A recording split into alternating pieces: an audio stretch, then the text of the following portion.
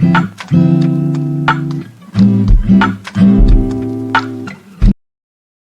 Welcome to SRJ post.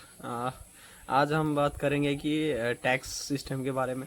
आपको क्या पता है कि दुनिया में कई देश ऐसे भी हैं जहाँ पे डायरेक्ट टैक्स नहीं लिया जाता, जैसे कि बहरीन है, कतर है। वैसे कई देश हैं कि जहाँ पे डायरेक्ट टैक्स या इनकम में कोई टैक्स लिया नहीं जाता। टैक्स सिस्टम इंट्रोड्यूस करने का यही मतलब था कि जहाँ पे जिस देश में टैक्स लिया जाता है वहाँ पे उस देश में नए इंफ्रास्ट्रक्चर, हेल्थ और एजुकेशन और फूड के लिए गवर्नमेंट जो खर्चा करती है वहीं से खर्चा करे।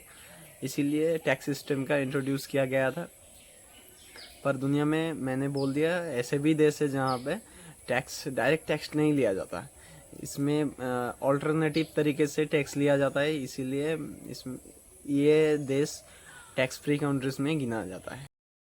इसमें नंबर 1 है इंपोर्ट ड्यूटी या कस्टम ड्यूटी। इंपोर्ट ड्यूटी या कस्टम ड्यूटी बोलने से आपको पता चल ही गया होगा शायद कि ये किसी देश से कोई इंपोर्ट किया हुआ चीज़ में लगाया जाने वाला टैक्स है। जैसे कि हमारे देश भारत में कोई लैपटॉप या कंप्यूटर खरीदते हैं, तब वो क्या होता है कि आप चाइना से वो प्रोडक्ट शिप होके यहाँ पे आता है और उसमें इंपोर्ट ड्यूटी ज़्यादा लगता है। वैसे ही जो टैक्स फ्री कंट्रीज़ है, टैक्स फ्री कंट्रीज़ में ऐसे टैक्सेस ज़्यादा लगते हैं।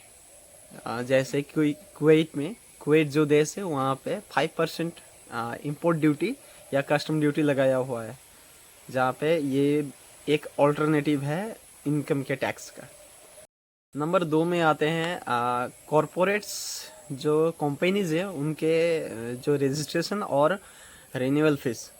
जैसे कि आप मान लीजिए किसी देश में हज़ारों के तादाद में कंपनीज रजिस्टर्ड होती है।